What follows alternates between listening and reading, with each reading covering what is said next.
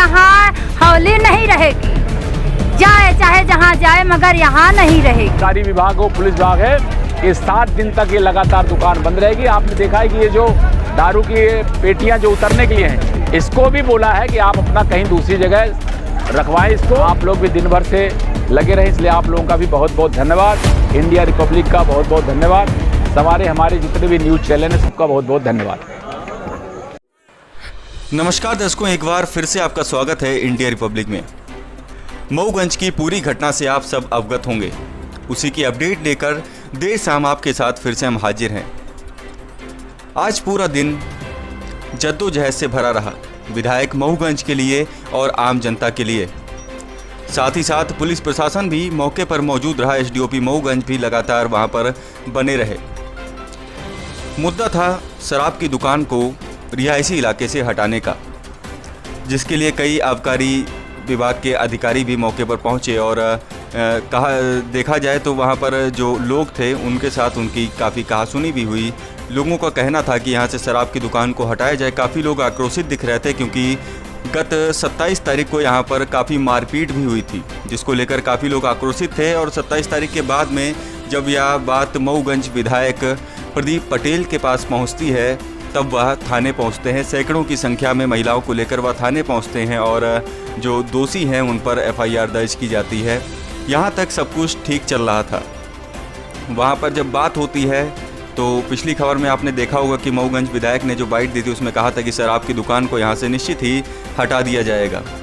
लेकिन इसमें काफ़ी अड़चनें आई और कल शाम को यह दुकान फिर से खुल जाती है, जिसको लेकर महिलाएँ फिर से मऊगंज विधायक को यह सूचना देती हैं कि दुकान को फिर से खोल दिया गया है।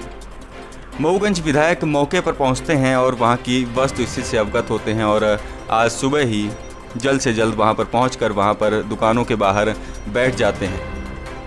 उनके साथ जन समर्थन काफ़ी था।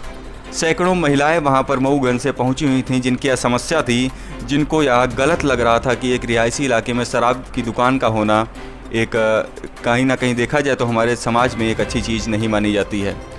लेकिन यहाँ पर एक जो टकराव हुआ है वो हुआ है मऊगंज विधायक और प्रशासन के बीच में।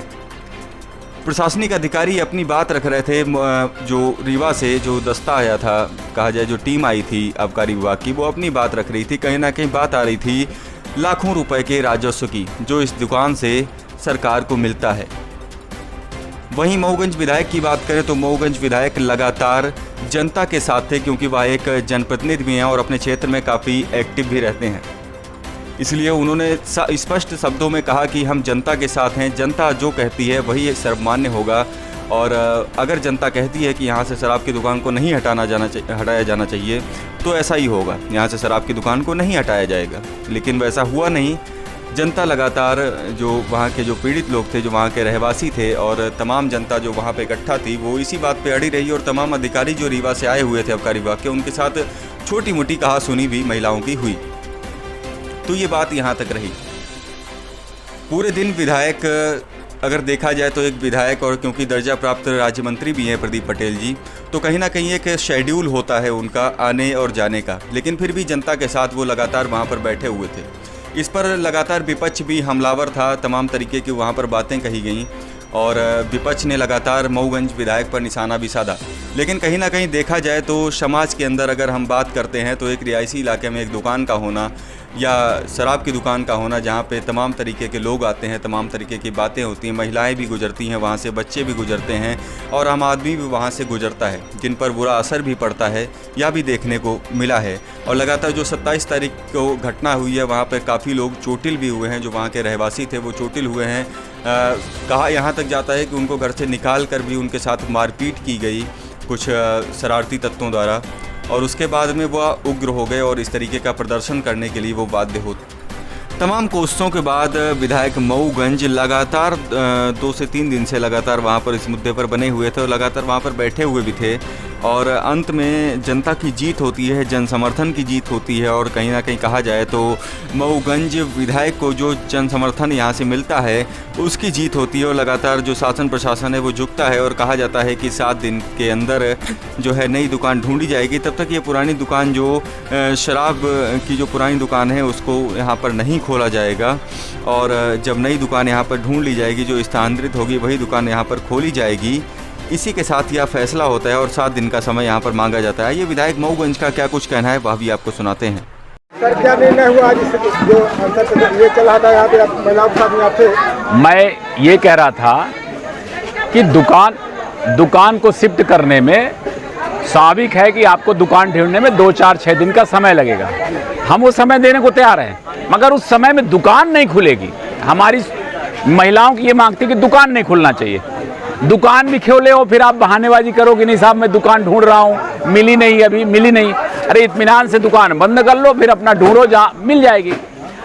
अभी दिन भर के प्रयास के बाद अब जाकर के सहमत बनी है सबके बीच में, ठेकेदार हो और आबकारी विभाग हो, पुलिस विभाग है, कि 7 दिन तक ये लगातार दुकान बंद रहेगी। आपने देखा है कि ये जो दारू की पेटियां जो उतरने के लिए हैं, इसको भी बोला है कि आप अपना कहीं दूसरी जगह रखवाएं इसको और 7 दिन के अंदर आप अपना स्थान ढूंढ लें।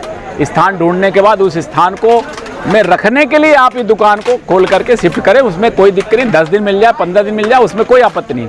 मगर भी ये बोला गया था थाने के दुकान बंद रहेगी, तो इसीलिए तो मैंने बोला है कि आज दिन भर आप खोलेंगे। आज वो आश्वासन दे के गए 7 दिन का, हम उस आश्वासन पे हैं। अगर नहीं होगा तो फिर हम भी हैं, महिलाएं भी हैं, आप भी हैं। ये बोलेंगे अगर और वादा पूरा नहीं करेंगे तो हम जाएंगे थोड़ी, यहीं पे हैं। इसलिए जो आबकारी कमिश्नर ने बात यहाँ पे बोली है और पुलिस के अधिकारियों के साथ में बोली है, इसलिए हम उन पर भरोसा करके ये कर रहे हैं। और ये दुकान, ये भी वो सामान ले जाने की बात आई, हमने बोला ये जो दारू की पेटी आई इसका क्या करोगे? अभी इसको खोल के रखोगे क्या? ये हम रखने नहीं देंगे। उन्होंने बोला कि इसको हम थाने में शिफ्ट कराएंगे। बहुत बहुत धन्यवाद। आप लोग भी दिन भर से लगे रहे, इसलिए आप लोगों का भी बहुत बहुत धन्यवाद। इंडिया रिपब्लिक का बहुत बहुत धन्यवाद। हमारे जितने भी न्यूज़ चैनल हैं सबका बहुत बहुत धन्यवाद।